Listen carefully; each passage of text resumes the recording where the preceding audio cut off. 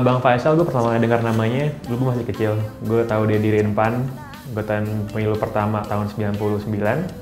Lalu yang menarik buat gue adalah Bang Faisal keluar dari partai yang turut didirikan gitu kan, karena tidak sejalan sama apa yang dia pikirkan gitu.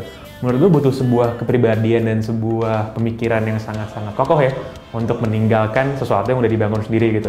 Dari sini bisa kita lihat bagaimana kepribadian dan pemikiran Bang Faisal yang teguh dan nggak kepengaruh sama kanan kiri. Apa yang dia pikir bener ya bener, nggak bisa tawar-tawar gitu.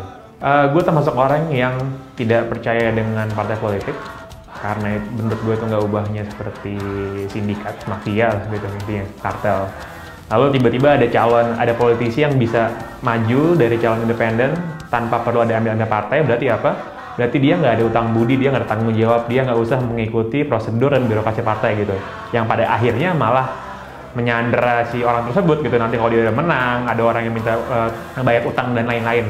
Hal yang demikian terjadi pada banyak orang-orang yang menurut saya baik, orang hebat. Tapi mereka nggak bisa ngapa-ngapain karena ada yang bela partai di belakangnya.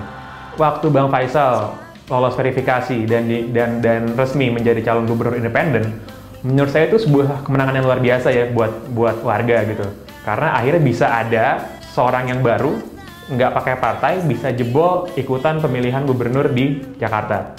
Itu kemenangan yang pertama menurut gue. Kemenangan yang kedua adalah nanti kalau Bang Faisal menang jadi gubernur. Beliau memaparkan bagaimana konsepnya, bagaimana pemikirannya. Bang Faisal selalu bilang, city berasal dari kata civility, beradaban gitu. Bagaimana membangun kota yang beradab. Bang Faisal ini kan seorang ekonom ya. Cara konsep pemikiran sangat-sangat matang. Dan juga gue suka dengan konsep berdaya bareng-barengnya Bang Faisal BIM ini.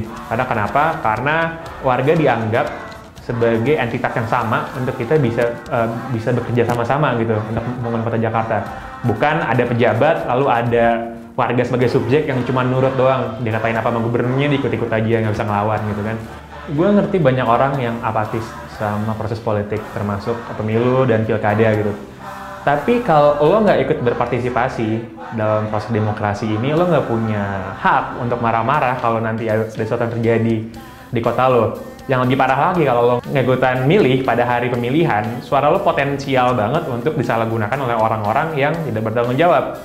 Jadi pilihan cuma dua, ikut milih dan punya hak untuk mengklaim bahwa kota ini adalah kota lo, atau cuma duduk sebagai penonton dan dijadiin sarana oleh orang-orang yang nggak bertanggung jawab aja.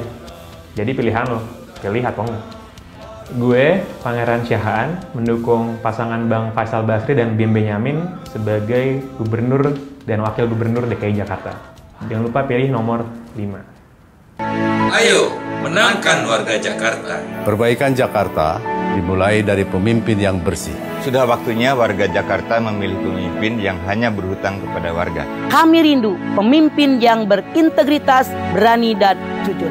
Ayo kita bangun Jakarta dengan berdaya bareng-bareng. Bersama Faisal Basri dan Bim Benyamin.